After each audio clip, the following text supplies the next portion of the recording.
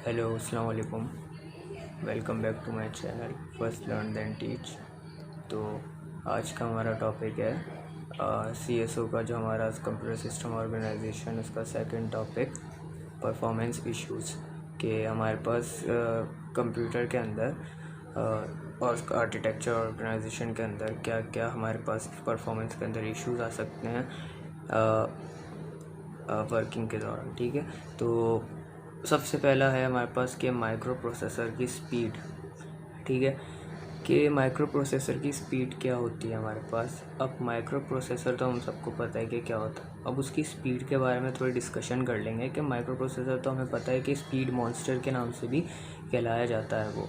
तो हम उसको नहीं अभी एक्सप्लेन कर रहे, हम उसकी स्पीड के बारे में डिस्कशन करेंगे थोड़ी कि माइक्रो प्रोसेसर की स्पीड क्या होती है।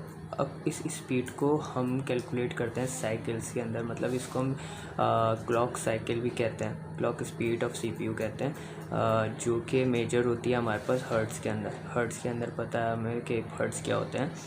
ठीक है, जो कि कैलकुलेट करती है कि कितने साइकिल्स जो हैं हमारे पास माइक्रो प्रोसेसर के अंदर पर सेकंड एग्जीक्यूट कर रहा है हमारा CPU, कितने सेकंड्स पर सेकंड्स कितनी साइकिल्स को एग्जीक्यूट कर रहा है, मतलब कितनी साइकिल्स को एग्जीक्यूट कर रहा है एक सेकंड के अंदर।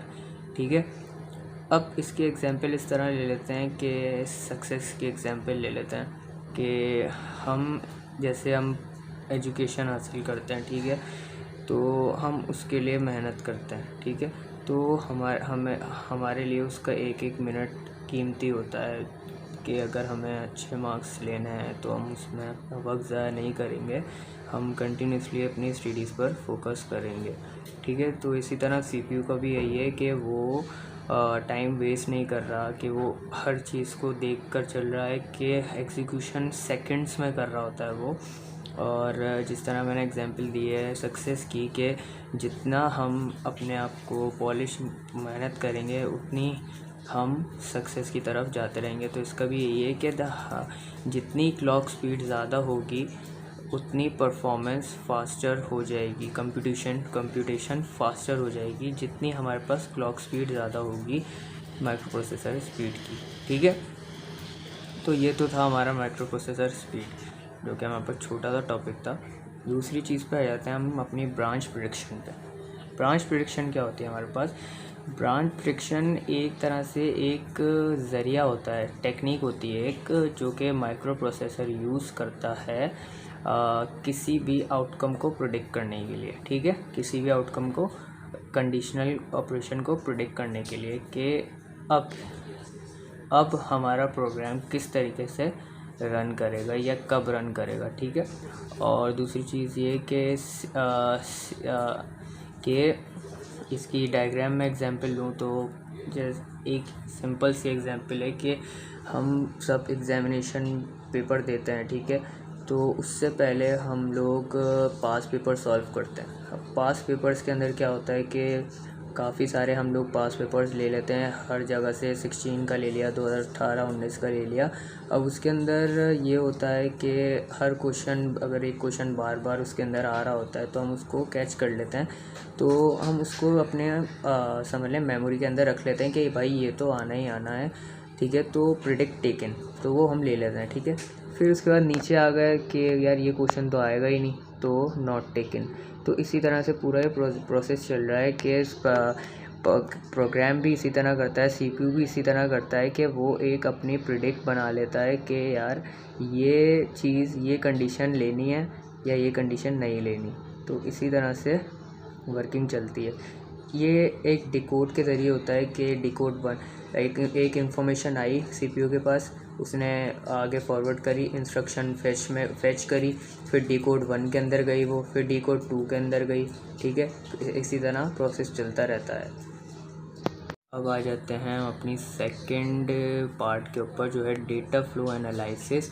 डेटा फ्लो एनालिसिस क्या होता है। डेटा फ्लो एनालिसिस हमारे पास एक सॉफ्टवेयर इंजीनियरिंग की ही टेक्निक होती है, और जो कि एनालाइज करती है कि डेटा किस तरह से ट्रांसफर, किस तरह से आ रहा है और जा रहा है प्रोग्राम के अंदर, इसका मेन मकसद असल में ये होता है कि ये प्रोग्राम के अंदर एरर्स और पोटेंशियल एरर्स फाइंड आउट करता है कि अनयूजुअल वेरिएबल्स तो नहीं आए हुए या फिर कोई और चीज़ तो नहीं प्रोग्राम के अंदर डिब क्या कहते हैं एरर्स या फिर बग्स तो नहीं आए हुए प्रोग्राम के अंदर, ठीक है।